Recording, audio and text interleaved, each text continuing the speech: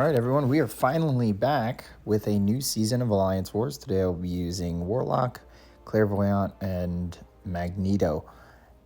Human Torch, Ghost, and Spidey 2099 are banned, and I will be taking Path 2 in Section 1 and Path 9 in Section 2. I'm also assigned 2 mini-bosses on Boss Island. So this first fight here, was kind of nervous about it, but to my surprise, what you're going to see is that I shouldn't have been. Probably still should have been. But let's talk about strike counter right now. It's strike counter Fury. So parry heavy, parry medium light, parry medium light light, parry medium light into SP1. Now this first one's power struggle. And as you all know, Green Goblin affects any power gain abilities by 40% reduction for every cunning charge he has. And he gains cunning when he gains a bar of power. Magneto, however, has ability accuracy reduction against metal champions. So I wasn't sure. I didn't go and test this against a Green Goblin because it's hard to find a power struggle Green Goblin. But I was worried that 40% reduction would come into play and that he would build high ground charges. Not so much that, but also Fury to the point where the block damage was going to be insane here, and I'd never throw a special. But as you saw there, the ability accuracy prevented a cunning charge, which is a green charge, from showing, and I got a full bar of power. Now the second SP1 that's going to come up right here pretty soon, right about here, he does gain the cunning, but I still get a full bar of power. There's a chance that it just shut off the 40% energy or power reduction since cunning has more than one ability tied to it. So that's my guess. And then the third SP1, which is going to close it out here as we're getting to the end. No cunning charges, we got a full bar of power. So Magneto actually turned out to be a pretty good counter here now that's still relying on RNG. But I'm happy with how it went, especially with how kind of stressed I was before the fight started. Next fight, White Magneto here, and I'm going to actually take it with Claire. And I found out with this node, between Mystic Dispersion, buff immunity, and the fact that White Magneto is bleed immune, I'm actually able to use SP2 cycles for this strike counter. So sticking with it, you're going to watch the massive power gain from this node just push me to SP2. I don't even think most of the fight that I get through the strike counter. And then to top that off, since I'm staying in blood due to strike counter and not rotating through a full combo to change curses, I'm actually healing back the block damage from blocking SP1. Another bonus caveat to this is that her SP2 is so many hits that we can actually manage to control high ground really, really well. So at max, with this fight, you're probably going to lose 5% health between each SP2. Get it right back, and then be at a full yellow bar. Rinse and repeat, and this was just such a satisfying fight.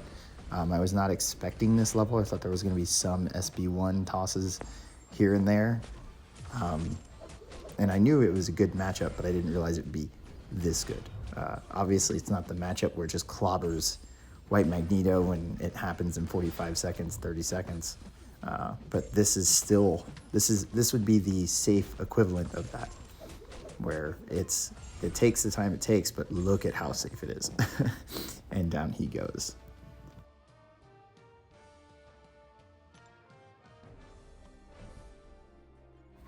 All right, and then Path 9, we have Modok and Annihilus. I'm going to slap on this mutant power back boost, not for this Modok, because I'm going to be spamming SB1s, but for that Annihilus later. My game plan here was just to block bait heavies and use SB1. It's got one eye open on it, so I don't plan on ever hitting him or parry heavying to build to a big SB3. I've played Magneto here versus Modok in an off-season war before. Obviously, that has suicides. But this fight is pretty much building the case for Magneto is more than just an SP3 champ. Not that everyone needed to hear that, but the SP1 bleed and shrapnel detonate is enough to take down a metal champ. So you're really just taking advantage of the fact that Magneto can bypass auto block here. The fact that he can resist the bleed and shock damage from the hazard shift and therefore heal instead. So as long as you're able to consistently dodge the SP1, this fight is cake for Magneto. And again, it doesn't have to be an SP3 or even an SP2. I just sit here. It's 2 hits on the SP1. It can work in nicely with your combo rotation. At the start of this fight, I kind of slowly did the combos so that the first high ground charge I took away with the 10. But as the fight went on, I wasn't really focused on that. I was just focused on beating him to a pulp. And there I did a little hit into block back out, or block back out, so that he'd throw a heavy, yay, heavy baiter path in AQ. But it's a nice and smooth fight. Not really much to worry about when using Magneto, unless you can't consistently dodge the SB1. Next, Annihilus went ahead and did a MCOC savvy move here.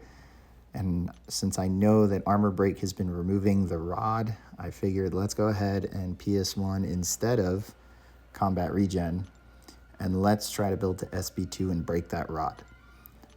So that we can land some free parries, since this node does not punish parry or stun. And we can just lay on the damage, again with SB1. So here we're going to try and light intercept. We get a few in. We're going to push him to SB1 and try and bait out that SB1. I'm hitting into his block to push him to SB1, but also to create space here. Also to set myself up, it's better if I do something like that and dash out to get ready for a light intercept instead of just straight up stand still and do it. There's the SB1. We're almost at our SB2. Boom, there goes the rod. He only got 2 Furies instead of the 3. Yay, ability accuracy reduction. And what you're gonna see, timer didn't last very long, but bye-bye goes the rod. So there's no more cooldown timer. That timer right there is for the armor ups, the passive armor ups he gains, but he never gets his rod back the rest of the fight.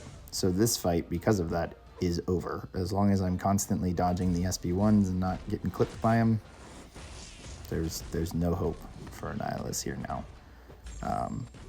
So I just stick with SB1s because that'll end the fight quicker than trying to parry heavy to the end, and down he goes.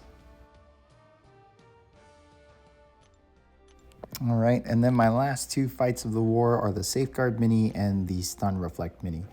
So this first one, it's a Guardian. I know you can't see that with the boosts. I'm gonna take it with Claire. The game plan is to get into Hellfire and never end a combo with a medium while in Hellfire, and to spam SB2s and just let the red numbers do their damage. And I want you to remember 12 and 2, because the other game plan for this node fight and how well you're going to succeed is whether or not you can consistently dodge the SB1s. If you block them or eat them, you don't have the energy resistance for the high ground, and you don't have the shock resistance or just shock immunity to avoid the red numbers from Guardian. So, start of this fight, went ahead and went with a combat regen because the invulnerability boost isn't going to prevent me from taking red damage. So, we're in Hellfire now. You're going to see me do 4-hit combos and just stop and either set myself up for a parry or set myself up to dodge the SB1. That was a second SB1. And so far, so good. Fight's moving right along. Here comes the third SB1. And this is pretty much it. I've done this with Nova quite a bit. And there's the 4th SB1, and we ate it. So 4 and 1. Remember, I told you to remember 12 and 1. I'm gonna laugh if we get to the end of this and I counted wrong. Just because I do in commentary. There's 5 and 1. So I'm still kind of hopeful that I'll solo this. There's 6 and 1. Because we're at half health, even though we ate one of these and got us here to this point. I'm still confident. Oop, there's another one.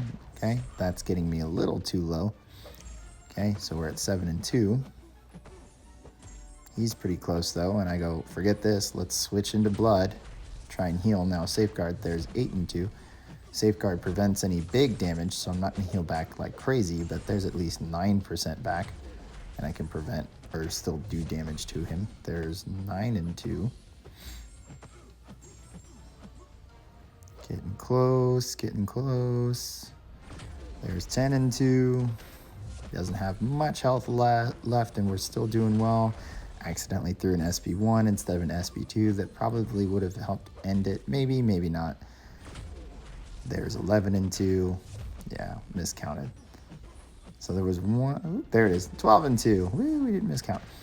And down he goes. So like I said, consistently dodge. As you saw, I ate 2 of the 12.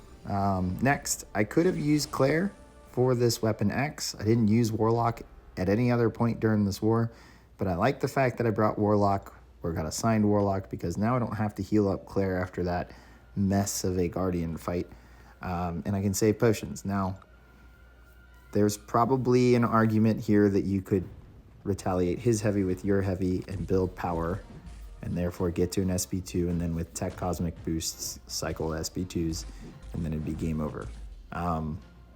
Instead, I wanted to try it without that. I didn't want to risk it. It was working in practice fights, but I figured if I learn how to do this without any power, then I'm pretty set on always doing it without power, because it's not going to be difficult. So here we are. We pushed him into Berserk.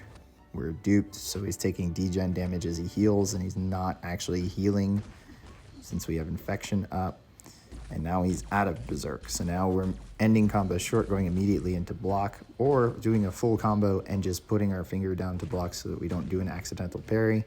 We're landing some good intercepts. While he's out of Berserk, we're pushing him back to his wall to make space so that we can get him out of Berserk as soon as possible when he goes into it. Charges are back. So now we've got him against the wall. Perfect. He's at 50% health after one full cycle of Berserk on and off. And now he's back into Berserk, and he's in about the 40%, 30% range. So unfortunate step back there. We got clipped, and our indestructible invulnerability boost is gone, but we're still block dodging to bait heavies, and it's working out. I actually don't mind that I'm not throwing specials, because it's getting him, as you can see, out of Berserk a lot faster than if I was knocking him around the entire fight. Which is good, because then at this point, it's just, and here I'm going to bully him. I'm going to intercept the crap out of him. I think there's one more. No, that was it. 3 in a row. But yeah, this is the fight. And I believe he's going to die here from infection degen.